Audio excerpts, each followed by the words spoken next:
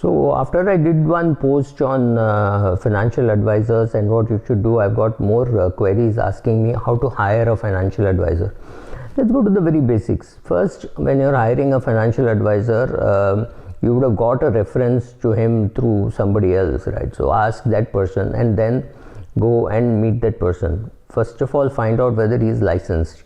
I know it may be a very embarrassing question to ask, but it is better to be asking that question instead of pretending that of course he would be licensed. Otherwise, how would he offer his services? Find out what licenses does he have. Does he have licenses in his wife's name, children's name, or does he have a separate company? The regulatory authorities today are in so much of conflict that a person it is possible that he's got a company which is doing investment advisory, he's doing investment distribution, his wife is an insurance agent, and his son does financial planning. All these kind of possibilities are there. So find out who will do what and what you want out of the financial service professional. So first of all, you should know what you want from him, because you can't just go and say, oh, tell me about yourself. That should be your first question perhaps, or your fifth question. But you have to at least know what you want from that relationship called investor and financial advisor. Make sure that second point is, make sure that he's got all those products and services which interest you. You must be interested in those products, and you must be interested in either some of those products or all these products. Also, what level of discretion? Do you want him to buy equity shares and then tell you he has bought it, or do you want him to call you and say, I am buying so and so share for you? Check out on all that before you hire him. Of course, there are more things to be, but he could be either selling mutual funds, life insurance, and bank deposits. He could help you in making a will. He could help you in your financial plan. He could help you in your retirement plan, right? So all those things, find out under whom he is registered. Largely in India, he would be registered under SEBI and IRDA. And he could be a member of some professional bodies, like he could be a chartered accountant, he could be an MBA, part of some wealth management groups or things like that. Find out what is his standing in the profession also. I mean, some people are recognized by their professionals. I'm not saying it's a great thing to look for. Just find out what other qualifications he has. See what are the things hanging around in his office. What is he proud about? What are his hobbies? If you're a vegetarian, you don't want and you find that your investment advisor is vegan, there may be something in common, but there may be something which is not in common also. That's perfectly all right, but just find out something about him, about his family, what his wife and children are doing. If it's a guy, if it's a girl or a woman, find out whether she will be doing the full range of services. If it's a guy, again you have to find out whether he'll be doing the full range of services, what they will not do, and if they don't do, will they refer you to another specialist, right?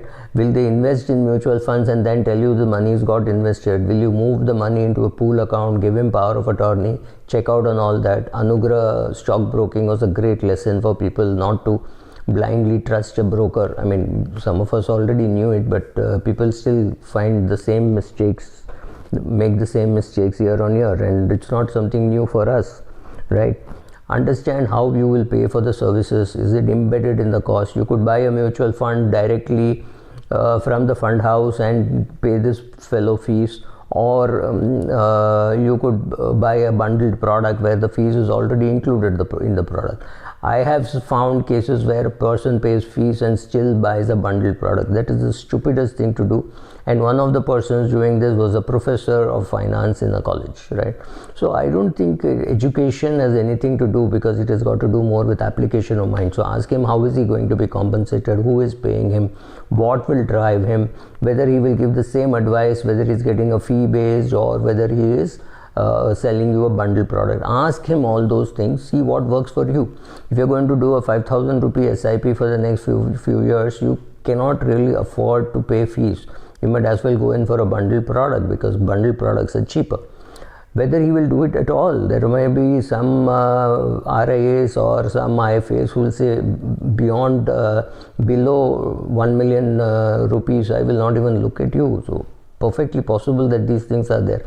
Check out on all those things, check what will happen, check. There is no, unfortunately, there is no website in India where all the misdoings of these guys who have been prosecuted, whether they are bank employees or whether they are independent, nothing. There is no one website where you can go and look. I think it's a great opportunity for people to create such a website. So then you have to ask around, find out whether he has had any skirmishes with the authorities. If yes, how was it resolved? See whether it was fair, it was unfair, right? Check out all that if you can find out at all. If you can't find out, then there is something which you will know only very expensively. And like how you need to know how you're going to compensate him, you also need to know how he is being compensated by the people whose products he sells. If there is some product which is going to give him a 40% commission and another product which is going to give him a 2% commission or a 1% commission, chances are there might be vested interest in pushing the other product. Now if you know it, then you have to ask what products does he sell, what commissions does he make, and what is sustainable, right? You also have to make money, he also has to make money. Don't try to say he should make nothing, nor should he try to say that okay, every rupee that you put, I need a big such a big portion that your wealth can never grow. So find out what works for him and what works for you. Ask more details about his experience, credentials, who are his existing clients, and whether you could speak with some of them, whether he could give a good reference, or whether he could just at random pick up 5 clients immediately. When you say okay, give me 5 clients, and he immediately picks up his Rolodex and reels out 5 names to you, then it means he's more confident. But if he's very cagey and he says, I will not let you talk unless you give me the first check, and after we do a transaction, etc., etc., that's also perfectly all right. Pay him in the first meeting fees and then ask him for those names. That's also possible that you may. But by the time if you've already decided not to use him, then just pay the fees and walk out, because you don't need that relationship to go any further. Ask him clearly whether he has had any problem with any authority, any company, anything on paper, anything which is visible, which you can have access to and read.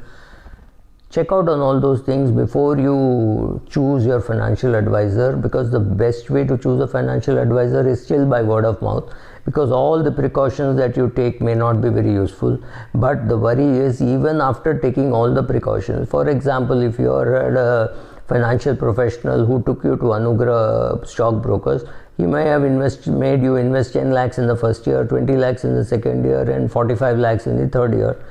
So when he goes fat in the fourth year, you have about 80 lakhs, 90 lakhs lying, and you then come and say, but last 3 years nothing happened. It doesn't matter. So your ability to find out about him, about being able to cut losses, about being able to move away from him, all that is also important. Even in the best of relationships, there could be problems. So you need to worry about those things.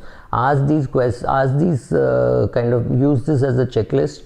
There are more checklists available online. You can check out all that and then decide how to hire a financial consultant, financial advisor, or MFD or RIA, as the nomenclature goes. Thank you.